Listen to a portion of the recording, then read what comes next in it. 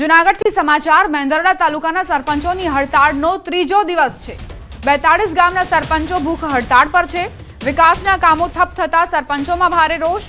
વિવિધ મુદ્દાઓને લઈને સરપંચો 3 દિવસથી ભૂખ હડતાળ પર છે। આવતીકાલ સુધીમાં માંગ નહીં સંતોષાય તો તાલુકા સેવા સદનને તાળાબંધીની ચીમકી આપવામાં આવી છે।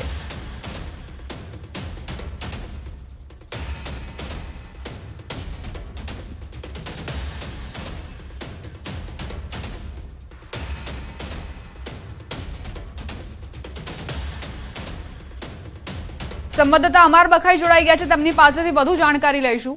અમર, ભૂખ હડતાળનો આજે ત્રીજો દિવસ છે, સરપંચોના શું કહેવું છે, શું રજૂઆત છે તેમની? દીપા, ચોક્કસ સીધા જ પહેલા દ્રશ્યો બતાવીશ કે સતત ત્રીજા દિવસે પણ અહીં છાવણી નાખેલી છે। તાલુકા સેવા સદનની સામે મેંદરડામાં 42 ગામના સરપંચો ત્રાહિમામ પોકારી ઉઠ્યા છે। વિવિધ જે કામો છે તે 5 મહિનાથી કામો વિકાસના નથી થયા। ગામડાઓની અંદર તો બીજી તરફ બિલો છે તે પાસ નથી થયા। આજે કંટાળીને મીઠાપુર ગામના સરપંચે રાજીનામું આપી દીધું છે। આપણી સાથે પ્રથમ આજે સરપંચ યુનિયનના ઉપપ્રમુખ છે જેટી ખાવડુ, તેમની સાથે જ વાત કરશું। શું કહેશો, આજે ત્રીજો દિવસ સતત એમને એમ એ જ પરિસ્થિતિ છે? આજે અમારા ઉપવાસ આંદોલનનો ત્રીજો દિવસ છે। પરિસ્થિતિમાં કઈ બહુ લાંબો ફેર નથી પડ્યો। ડીડીઓસીની આદેશ અનુસાર અત્યારે અહીંયા 3 ટીમો આવી ગઈ છે અને જે અમારી માંગણીઓ છે એ સંદર્ભમાં તપાસો કરે છે, પણ હજી અમને આમાં કઈ નિવાડો આવ્યો નથી। અમારી જે માંગણીઓ બે છે એ માંગણીઓ એ છે કે એક માંગણી એવી છે કે અમારા જૂના છેલ્લા 5 મહિના જે બિલો છે એ એક પણ બિલ થયું નથી, જેને કારણે અમને વેપારીઓ પણ અમારી પાસે ઉઘરાણા કરે છે અને ગામની અંદર સફાઈના તમામ પ્રકારના પ્રશ્નો, પાણીના પ્રશ્નો ઉપસ્થિત પબ્લિક આજ પરેશાન છે। અને અમને અમારી પાસે ડેપ્યુટી ડીડીઓ પાનેરા સાહેબ, ડીડીઓ શ્રી અહીંયા આવ્યા હતા અને અમને એવું કહેવામાં આવ્યું કે ભાઈ તમે ઊભા થઈ જાઓ, પણ જ્યાં સુધી અમારી માંગો સ્વીકારવામાં ન હોય ત્યાં સુધી અમે એક પણ જવાના નથી।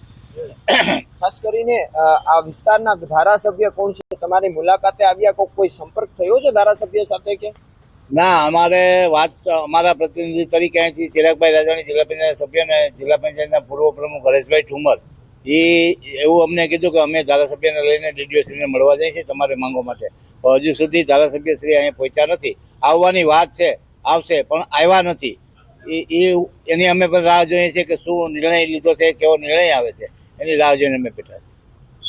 દીપા, ચોક્કસ અધિકારીઓની ઢીલી નીતિના પણ આક્ષેપો થયા છે ને, જેના કારણે એક સરપંચ આજે રાજીનામું આપ્યું છે। આપણી સાથે 53 છે, મીઠાપુર ગામના સરપંચ છે।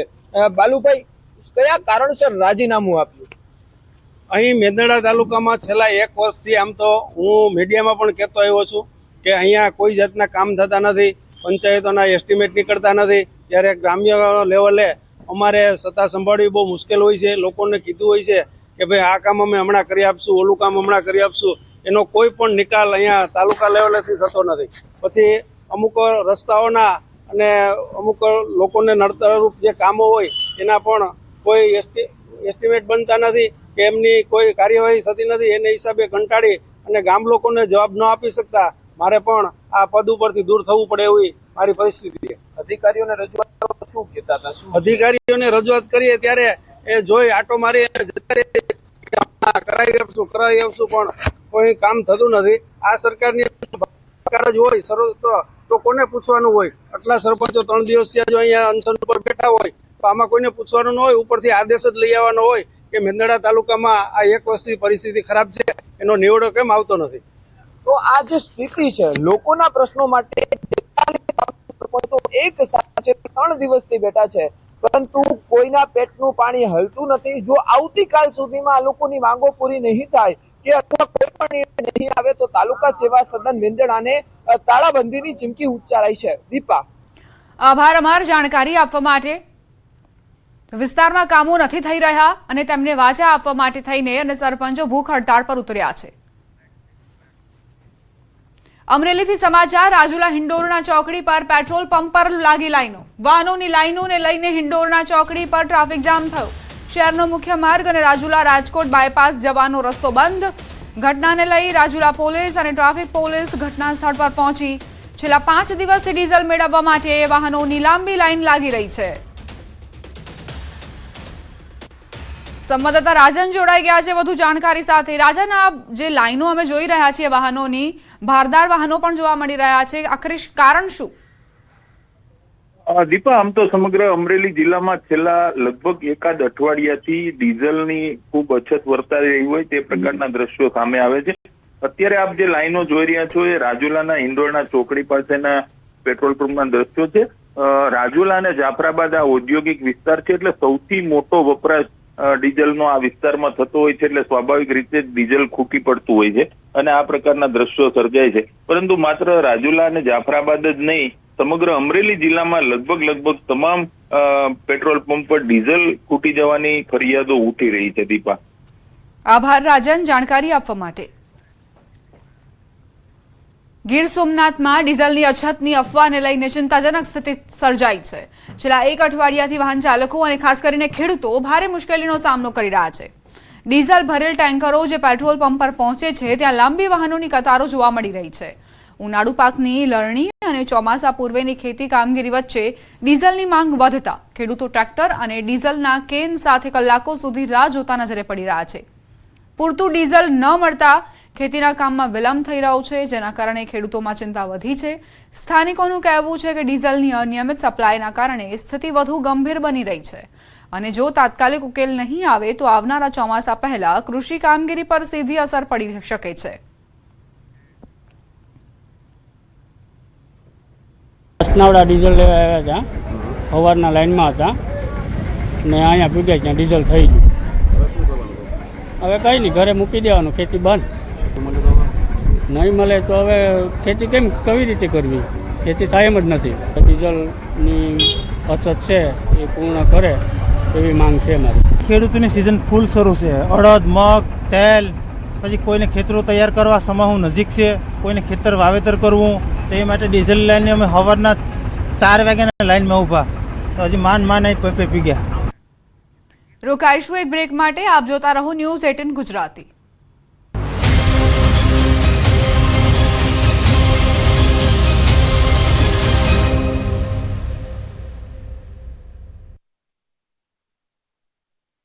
દેશમાં ચોમાસાનું કાઉન્ટડાઉન શરૂ થઈ ગયું છે. ગરમીથી રાહત મળવાની આગાહી. દેશમાં ચોમાસાનું કાઉન્ટડાઉન શરૂ થઈ ગયું છે. હાલ દેશમાં ચોમાસું બેસવા માટે સાનુકૂળ સ્થિતિ છે. આંદામાન નિકોબારથી ચોમાસું આગળ વધી રહ્યું છે, જે 26 મેની આસપાસ કેરળમાં એન્ટ્રી થઈ શકે છે. ગુજરાતમાં 15 जून आसपास ચોમાસું પહોંચવાના એંધાણ છે. अभी मानसून का जो स्थिति है अभी दक्षिण पश्चिम अरब सागर से कुछ और हिस्सों, कमरेन क्षेत्र से कुछ हिस्सों, दक्षिण पश्चिम और दक्षिण पूर्वी बंगाल की खाड़ी के कुछ और हिस्सों और अंडमान सागर से अधिकांश हिस्सों, पूर्वी अंडमान और निकोबार द्वीप समूह और पूर्व मध्य बंगाल की खाड़ी के कुछ हिस्सों से आगे बढ़ गया है और अगले आने वाले दिनों में भी कंडीशन फेवरेबल आगे बढ़ने की स्थिति बनी हुई है. આગામી 24 કલાક બાદ ગરમીથી આંશિક રાહત મળવાનું હવામાન વિભાગે અનુમાન કર્યું છે. રાજ્યમાં વેસ્ટર્ન ડિસ્ટર્બન્સની અસર વર્તાશે, જેના કારણે પવનની ગતિ 15 થી 20 કિલોમીટર પ્રતિ કલાકની રહેશે. 24 કલાક બાદ ધીરે ધીરે 2 થી 3 ડિગ્રી તાપમાન ઘટશે. કેટલાક જિલ્લાઓમાં તાપમાન 40 થી 41 ડિગ્રી રહેશે. जो अधिकतम तापमान है कोई अगले 24 घंटे तक बड़ा बदलाव नहीं रहेगा. उसके आगे ग्रेजुअल फॉल जाएगा, धीरे धीरे 2 से 3 डिग्री सेंटीग्रेड टेम्परेचर फॉल होएगी और जो अधिकतम तापमान का जो स्थिति रहेगा राज्यों में इसका दुखद स्थानों में 40 डिग्री सेंटीग्रेड के आसपास रहने का संभावना भी रहेगा. અરબ સાગરમાં નવી સિસ્ટમ સક્રિય થતા અંબાલાલ પટેલે મોટી આગાહી કરી. કાળઝાળ ગરમી વચ્ચે હવામાન નિષ્ણાંત અંબાલાલ પટેલે રાહતના સમાચાર આપ્યા છે. અંબાલાલ પટેલની નવી આગાહી મુજબ હવે રાજ્યમાં ગરમીનો પારો ધીમે ધીમે ઘટશે અને આગામી દિવસોમાં હવામાનમાં મોટો પલટો જોવા મળશે. 21 થી 23મી દરમિયાન રાજ્યમાં પ્રી મોન્સૂન એક્ટિવિટી જોર પકડશે. અરબ સાગરમાં નવી સિસ્ટમ સક્રિય થવાને કારણે પશ્ચિમ ઘાટના વિસ્તારોમાં વરસાદ પડી શકે છે. ધીરે ધીરે પ્રી મોન્સૂન એક્ટિવિટી વધશે. તારીખ 21-22 પ્રી મોન્સૂન એક્ટિવિટી વધશે અને અરબ સાગર પણ સક્રિય થવાની શક્યતા રહેશે, જેના કારણે પશ્ચિમ ઘાટમાં વરસાદ થવાની શક્યતા રહેશે અને વાદળો તો અત્યારથી આવવાના છે. આજે 1 કે 2 ઓક્ટોબરના વાદળો દેખાશે. ધીરે ધીરે ક્લાઉડ કવર વધશે અને તારીખ 19, 20, 21, 22, 23 અને 25માં પ્રી મોન્સૂન એક્ટિવિટીનો વરસાદ થવાની શક્યતા છે. પરંતુ ચોમાસું જે છે એ સરસળ ગતિ પકડશે અને 26 તારીખ કે તેના પહેલા કેરળ કાંઠે પહોંચશે, પણ તેની અલગ અલગ નોર્મો છે. આ વખતે 149 વર્ષ બાદ અલ નીનો સક્રિય થઈ રહ્યો છે, જેની હવામાન પર મોટી અસર થશે. ચોમાસુ વરસાદને પણ અલનીનો અસર કરશે તેવી સ્થિતિ હાલમાં જોવા મળી રહી છે. આ વખતે અલનીનોની ઘાટી છે. 149 વર્ષ પછીનો અલનીનો જીવન થયો છે. અલનીનો -3 દિશામાં પેરુ ખાતે બનતો હોય છે, પરંતુ આ અલનીનોની ઘાટી વચ્ચે પણ હવે લગભગ ધાર્મિક ચોમાસું શરૂઆતનું સારું રહેવાની શક્યતા રહે છે. 8 થી 15 જૂનમાં કંઈક વરસાદ થયો.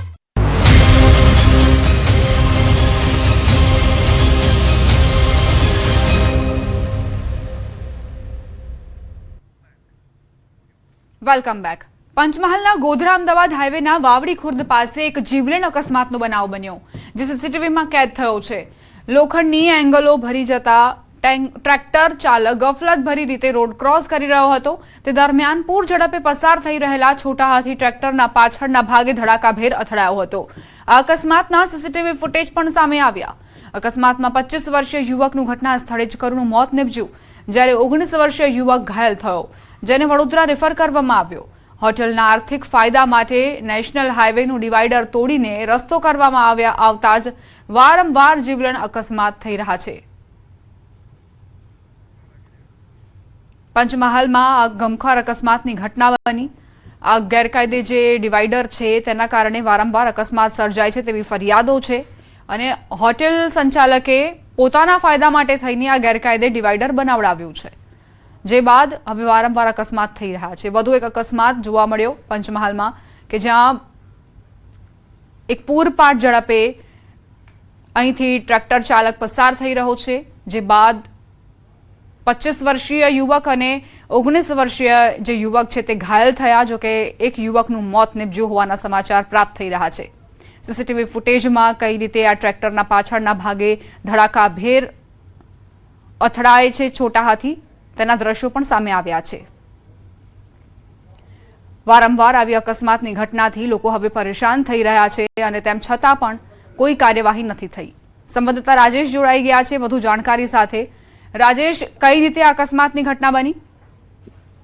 અકસ્માતની ઘટના જે રીતે જાણકારી મળી રહી છે કે ટ્રેક્ટર લઈને લોખંડની એંગલ ભરીને ટ્રેક્ટર પસાર થઈ રહ્યું હતું, જે પૂર ઝડપે જઈ રહ્યો હતો અને રોડ ક્રોસ કરી રહ્યો હતો. દરમિયાન ત્યાંથી પસાર થઈ રહેલા એક છોટા હાથી ટેમ્પો હતો, તેની સાથે ધડાકાભેર અથડાતા અકસ્માત થયો હતો. અકસ્માતના સીસીટીવી પણ સામે આવ્યા છે. સાથે જ એક અકસ્માતમાં એક જે યુવક હતો તેનું કરુણ મૃત્યુ નીપજ્યું છે. આ વિસ્તારમાં માર્ગ ઉપર સતત જે હાઈવે ઉપર જે હોટલો આવેલી છે, હોટલોમાં ગેરકાયદેસર ડિવાઈડર તોડીને કટ મૂકવામાં આવે છે, જેને લઈને જીવલેણ અકસ્માતો થઈ રહ્યા છે. અગાઉ પણ આ પ્રકારની ઘટનાઓ હાઈવે પર બની રહી છે.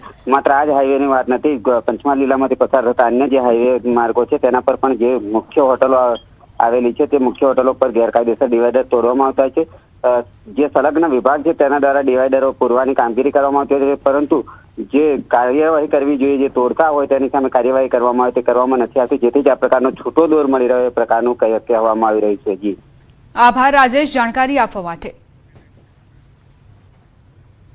સુરત શહેર સહિત જિલ્લાના મેડિકલ સ્ટોર બંધ છે. 7200 થી વધુ મેડિકલ સ્ટોર સજ્જડ બંધ રહ્યા. ઓલ ઇન્ડિયા કેમિસ્ટ એસોસિએશનની હડતાળને સુરતના કેમિસ્ટોનું સમર્થન મળી રહ્યું છે. ઇમરજન્સી સેવાઓ માટે હોસ્પિટલોના મેડિકલ સ્ટોર ચાલુ છે. ત્યાં મુખ્ય મીણ બજારથી દવા મેડિકલ સ્ટોર સુધી પહોંચાડવાની માટે એક ટીમ બનાવવામાં આવી છે. પ્રિસ્ક્રિપ્શન વગર નશીલી નકલી દવાનું વેચાણ વધતા હોવાના આરોપ છે. કોરોના કાળમાં અપાયેલી હોમ ડિલિવરીની છૂટ બંધ કરવાની કેમિસ્ટ માંગ કરી રહ્યા છે.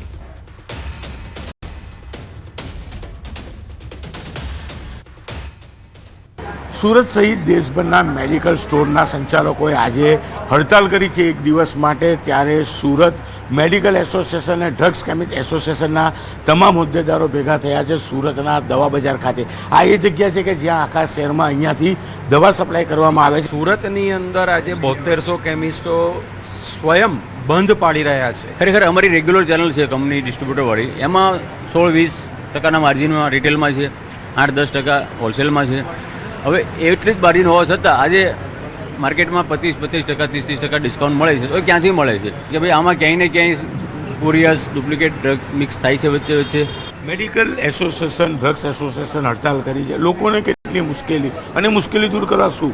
જો લોકોને કોઈ પણ જાતની આજે આમ પબ્લિકને કોઈ પણ જાતની તકલીફો પડશે જ નહીં અને પડવા દેશું પણ નહીં. અમે આજે અમારી ટીમ આખી ટોટલી અહીંયા બેઠેલી છે દવા બજારની અંદર. દવા બજાર બી પૂરું બંધ છે. અને અમુક મેડિકલ સ્ટોરો જે એરિયા વાઇઝ અમે ખુલ્લા આપેલા છે. દવા બજારમાં તમામ વેપારીઓ છે, મેડિકલ સ્ટોરવાળા હોય કે જે ડ્રગ્સ એસોસિએશનના મેમ્બરો ઊભા છે, જ્યાં સ્ટોર ખુલ્લા છે ત્યાં ચોક્કસ બંધ કરાવવાની કામગીરી ચાલી રહી છે અને જ્યાં ઇમરજન્સી દવાની જરૂર છે ત્યાં દવા પહોંચાડવા માટેની પણ કામગીરી કરવામાં આવી રહી છે. ખાસ કરીને કહી શકાય કે ઓનલાઈન દવામાં ડુપ્લિકેટ દવાઓ અને જે યુવાધનને બરબાદ કરતા દવામાં જે ડ્રગ્સ આવે છે તે ઓનલાઈન વેચવામાં આવે છે તેના વિરોધને લઈને સુરતમાં 7,000 કરતાં વધુ મેડિકલ સ્ટોર આજના 24 કલાક માટે બંધ રાખવામાં આવ્યા છે. કેમેરામેન જીગર ગુલ સાથે કૃતેશ પટેલ, ન્યૂઝ 18 ગુજરાતી, સુરત. આજે કેમિસ્ટ એસોસિએશન દ્વારા હડતાળનું એલાન આપવામાં આવ્યું છે, ત્યારે રાજકોટ શહેરના અંદાજે 1400 જેટલા નાના મોટા મેડિકલ સ્ટોર્સ બંધ રાખવામાં આવ્યા. ઓનલાઈન દવાઓના વેચાણ, કોર્પોરેટ કંપનીઓ દ્વારા આપવામાં આવતા ભારે ડિસ્કાઉન્ટ અને નકલી દવાઓના મુદ્દાને લઈને કેમિસ્ટ એસોસિએશન વિરોધ નોંધાવી રહ્યું છે. હોસ્પિટલમાં જે મેડિકલ સ્ટોર્સ છે માત્ર એ જ ચાલુ છે. ઓનલાઈન પ્લેટફોર્મ પર સસ્તી દવાઓ મળતા સ્થાનિક મેડિકલ સ્ટોર્સના ધંધા પર સીધી અસર પડી રહી છે. તેમજ ડુપ્લિકેટ દવાઓનું પણ વેચાણ વધ્યું હોવાથી વિરોધ કરાઈ રહ્યો છે. જોકે આજે ઇમરજન્સી માટે શહેરના અલગ અલગ 15 સ્થળોએ જરૂરી દવાઓનું વેચાણ ચાલુ રાખવાની વ્યવસ્થા કરાઈ છે.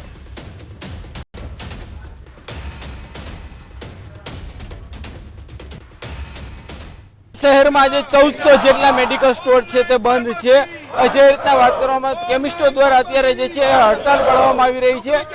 હાલ જે રીતના અત્યારે સૂત્રોચ્ચાર પણ કરવામાં આવી રહ્યા છે. હાલ આપણી સાથે અહીંયા કેમિસ્ટ એસોસિએશન સાથે જોડાયેલા લોકો છે, આપણે એમની સાથે વાત કરીશું. શું કહેશો, આજે આપની હડતાળ છે, શું આખું અમારી હડતાળ ઓનલાઈન દવાની સપ્લાય માટેની છે અને એ ખરેખર બંધ થવું જોઈએ. આ વસ્તુ ખોટી છે. એમાં વધારે ડુપ્લિકેટ દવા જવાની શક્યતા રહે. સૌરાષ્ટ્ર કચ્છના 6,000, ગુજરાતના 34,000 અને આખા ભારતમાં 12.5 લાખ કેમિસ્ટ આજે બંધ છે. આ અસર તો થશે, થોડા તકલીફે થશે, પણ અમે લાચાર છીએ.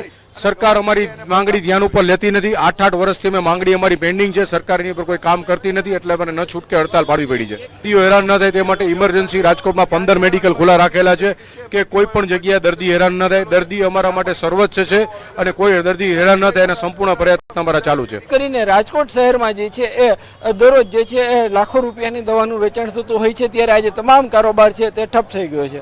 હાર્દિક જોશી, ન્યૂઝ 18 ગુજરાતી, રાજકોટ.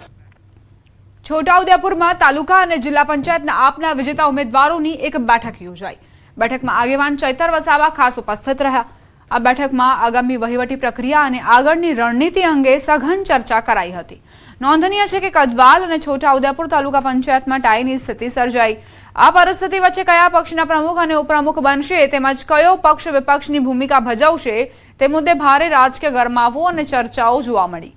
ચૈતર વસાવાએ તમામ જીતેલા ઉમેદવારો સાથે બેઠક કરી આગળની રણનીતિ અંગે ચર્ચા કરી હતી. જીતેલા સભ્યને મુલાકાત કરી આવનારી તાલુકા, જિલ્લા અને જે પણ ઉપપ્રમુખ, પ્રમુખની વરણી છે એમાં આપણે કયો સ્ટેન્ડ લેવાનું, કોને ભરવાનું છે, વિપક્ષમાં કોણ હશે, તાલુકા પ્રમુખ અને ઉપપ્રમુખમાં કોણ હશે, એની સહમતિ લેવા માટે આજે અમે આવ્યા છે. અને કવાંટ, કદવાલ અને છોટાઉદેપુરમાં એની સહમતિ બની ગઈ છે. છોટાઉદેપુર જિલ્લા પંચાયતમાં પણ અમે પ્રમુખ અને ઉપપ્રમુખમાં અમારું ફોર્મ ભરવાના છે અને વિપક્ષના નેતા તરીકે પણ